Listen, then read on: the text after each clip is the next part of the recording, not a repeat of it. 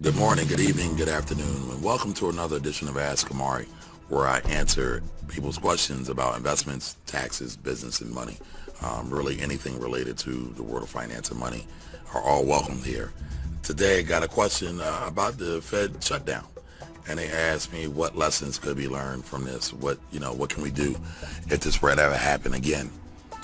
And it's a little hard because Congress is down in D.C. acting like it's romper room, or basically acting like a bunch of monkeys in a zoo. Sad to say, but they can't get their act together. So it's really hard to say this because there's no rational logic being applied. But I did want to answer the question because I do think it's a good question, and it's a recurring theme of people who work for somebody else. It's You're at the whim of your employer. So that's number one. Anytime you are an employee, you are at the whim of your employer. So you always have to keep that in mind. You always have to make sure you show up on time, you show up ready, and you do the best possible job you can do. So if layoffs do come, hopefully you aren't on the pink slip list. Because we aren't in the same economy that my parents or your parents grew up in. It's a little different these days. No one works at a company for 50 years, retires, gets a gold watch and a pension. We don't even have pensions anymore. So times are definitely changing. So that's the first thing. Anytime you're at the whim, remember, nothing lasts forever. So now you have to be prepared for change. Stay up to date on your education. Stay up to date on trends. People who can predict trends and then quickly adjust to them and execute plans with the new trends, they always win. They always win. So keep that in mind. The other thing, I was just writing down a couple of notes.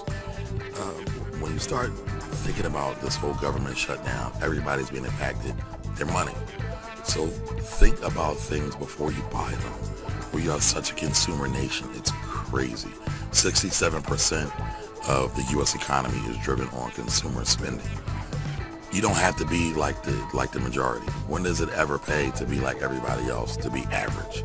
So think about the things that you buy before you buy them. A friend of mine has a 24-hour rule. Anything over $200, he waits 24 hours to buy. So if he's in the store, he sees something he likes, whether it's a TV or maybe it's a new laptop computer, he waits 24 hours. He calls it a cooling off period. He goes home, he sleeps on it, and then if he feels as though he still needs it or is justified, he'll go buy it. And so think about what you buy. The other thing is review your income sources. So if you're an employee, you work for an employer, think about it. Are there other ways to make money? Do you have a side job? Can you make money off of your investments? I have a lot of clients who buy real estate, rent real estate, flip real estate, and they get a passive income, or what some people will call passive. I wouldn't call it passive because they still have to do some work with it, but they get an income off of it. I do have other real estate investors, though, that invest with me who do invest in real estate, but it is passive, because they don't have to participate in the management. But, think about how you can set up other streams of income. Now, I'm not talking about, some of these other folks that, create multiple streams of income as a sales pitch, because I see a lot of that out there. But I'm talking about real other alternative income sources. And, also pay yourself first. 10% of all your money should go somewhere. Get into the habit when you come home every night. Dump out your pockets, take the change, put it in a jar. Take out the dollar bills, put it in a jar. If you run across an extra 20 or extra $50, throw it in your jar, throw it in the bank. You'll see how fast it adds up. And then when you look back on it, and you're evaluating your emergency fund, because everyone should have an emergency fund, you'll be able to build up that 3 to 6 month cushion. Because if you are a federal employee, right now some of them won't have enough money to cover their bills, so they're going to have to kind of rob Peter to pay Paul right now. But if you have that 3 to 6 months saved up, you'll be all right. You'll be able to weather the storm.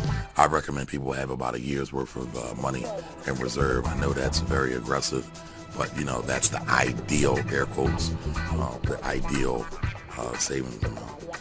So, that's the answer to that question. What can we learn? It's about 4 or 5 different things in there that you can do, that you can start prepping yourself, because things are going to continue to be like this as long as we have this political body in office right now. Things are going to go up and down. You're not going to have much certainty. Logic is totally out of the window. So, you have to prepare. We can't rely on anybody else. We have to rely on ourselves. So hopefully that answered your question. Until the next time, my name is Kamari Ellis. You can find me at www.askkamari.com. Leave me a message or a comment. There's a little button on the side, on the right-hand side of my website. You can leave me a message and ask me a question. I would love to answer those questions for you. Until the next time, have a great day. Bye-bye.